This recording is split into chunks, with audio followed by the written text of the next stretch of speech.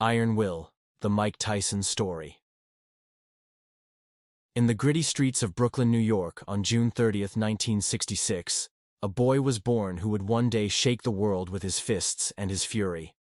His name was Michael Gerard Tyson. From the very beginning, life didn't greet him with warmth. Raised in the tough neighborhood of Brownsville, Tyson's world was one where poverty, crime, and survival were daily realities. His father was absent, leaving his mother, Lorna Mae Tyson, to raise 3 children on her own. But even she struggled to keep up with the chaos of the streets and the violence that surrounded them. Mike was small, shy, and had a lisp. He was bullied constantly. But beneath the timid exterior was a storm waiting to erupt. By the age of 10, he was already involved in petty crimes. By 13, he had been arrested nearly 40 times. Fighting became second nature, not in the ring, but on the streets, where fists did the talking, and respect was earned the hard way. It was during one of his stints at a juvenile detention facility, the Tryon School for Boys, that fate intervened. A counselor noticed Mike's raw physical power and suggested he try boxing. That decision would change everything. Tyson's ability in the ring was obvious: ferocious punches, unnatural speed, and an instinct for violence that made him stand out immediately. His talent caught the attention of Bobby Stewart, a former boxer-turned-counselor, who trained him briefly before introducing him to a man who would become the most important figure in Tyson's life: Cus D'Amato. Cus wasn't just a boxing trainer. He was a philosopher, a psychologist, and a father figure all rolled into one. For Tyson, who had never truly known love or direction, Cus's home became a sanctuary. Under Cus's strict and loving guidance, Tyson's transformation began. D'Amato drilled into him the fundamentals of the peekaboo style: elusive, explosive, and intimidating. More importantly, he taught him how to control fear, how to use it as fuel instead of weakness. Cus believed that fear was the key to greatness. He would tell Mike, "The hero and the coward both feel the same thing, but the hero uses his fear, projects it onto his opponent." Tyson trained with monastic discipline, waking up at dawn, jogging miles in the cold, and studying tapes of great fighters like Jack Dempsey and Muhammad Ali. He immersed himself in boxing. It was no longer a sport. It was his salvation. His bond with Cus was deep and paternal. For the first time in his life, Mike had someone who believed in him completely. When Cus passed away in 1985, Tyson was only 19. It was a devastating blow, losing his mentor, protector, and father figure. But Cus had prepared him well. Just a year later, in 1986, Mike Tyson became the youngest heavyweight champion in boxing history at the age of 20, knocking out Trevor Berbick in just 2 rounds. The boxing world was stunned. This wasn't just a victory, it was a statement. Tyson wasn't a boxer. He was a force. He was Iron Mike. What followed was a reign of terror in the heavyweight division. Tyson knocked out opponent after opponent with a savage intensity rarely seen before. His fights often ended in the first round. Fans came to see destruction, and Tyson delivered. His presence was intimidating. Even before the bell rang, many fighters had already lost, defeated by the aura, by the legend that stepped into the ring. Dressed in simple black trunks, no socks, no robe, just the stare and the silence, he was primal and terrifying. But behind the destruction, there was a mind constantly at war with itself. Tyson was not merely a product of training and discipline. He was also a man haunted by deep insecurity and trauma. Despite his success, he felt unloved, misunderstood, and isolated. Fame brought money, women, and power. But it also brought predators, temptations, and the weight of expectations. He once admitted, "I'm a scared little boy trying to convince the world I'm a killer." Tyson's relationships were often stormy. His marriage to actress Robin Givens was short and volatile, marked by public fights and painful interviews. He was constantly surrounded by people, yet rarely trusted anyone. The more famous he became, the lonelier he felt. His fall was as dramatic as his rise. In 1990, he suffered his first professional loss to Buster Douglas, a shocking upset that sent tremors through the sports world. It wasn't just a loss. It was the beginning of an unraveling. In 1992, he was convicted of rape and sentenced to 6 years in prison. He served 3. That period marked one of the darkest chapters in his life. Isolated from the world, shamed and stripped of his titles, Tyson began to reflect on the choices and demons that had led him there. When he was released in 1995, the world had changed, and so had he.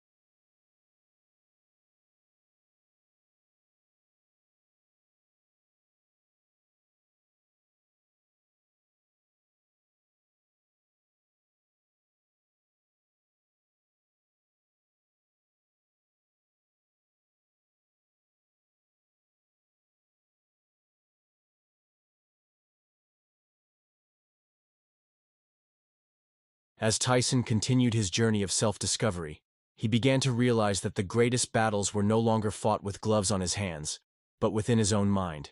His identity was no longer tied solely to violence, fame, or legacy.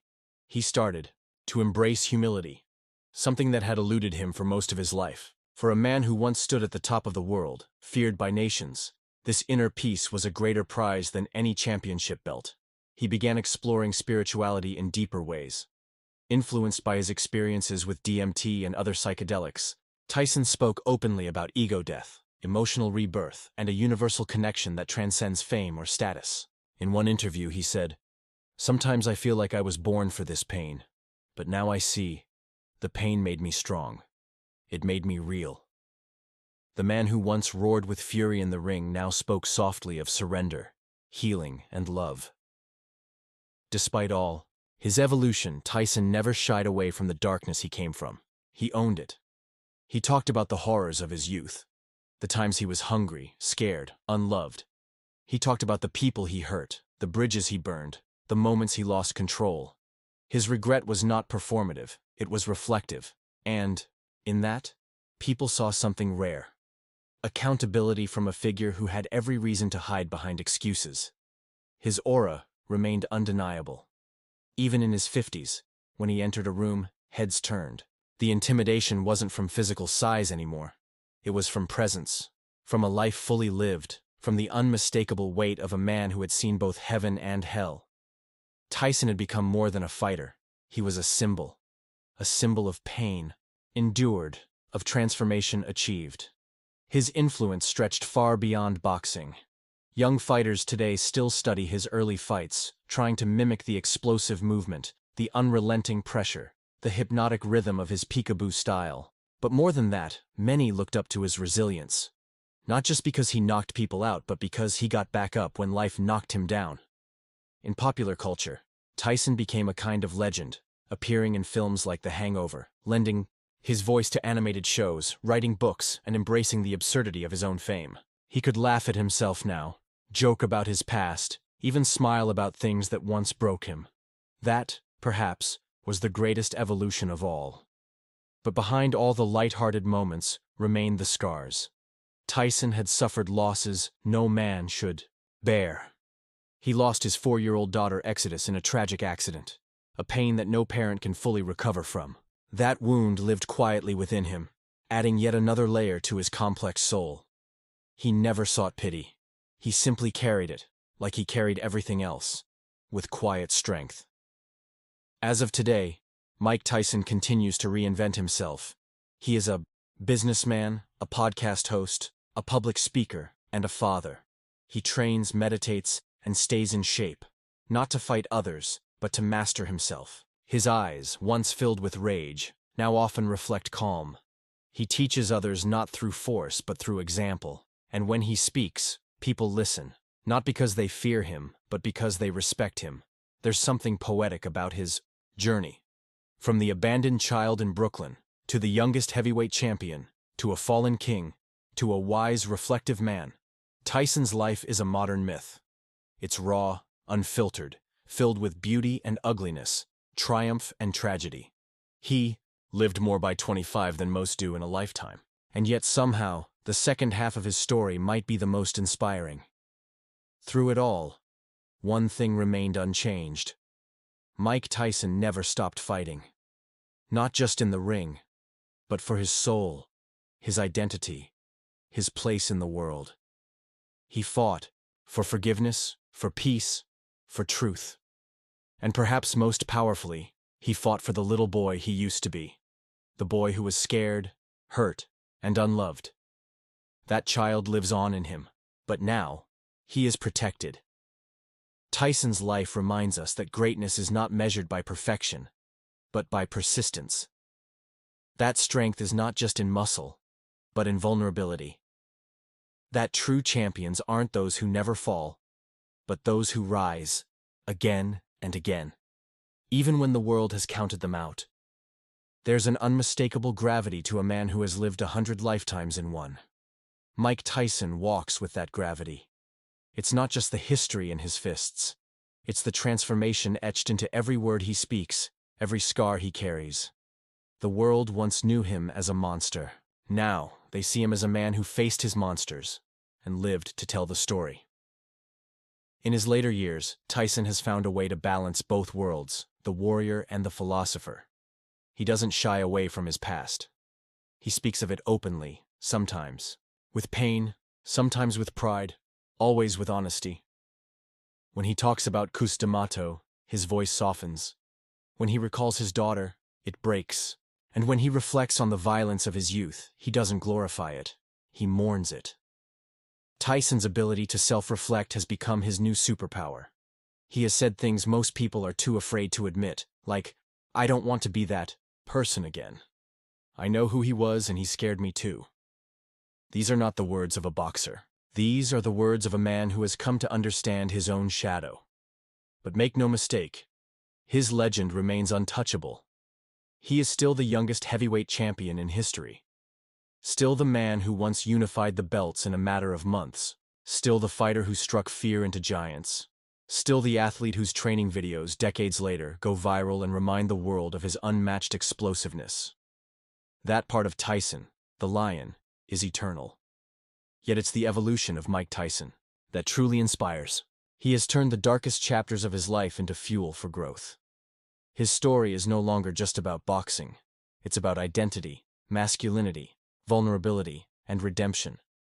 It's about what happens when the spotlight fades and the crowds go quiet when the only opponent left is yourself.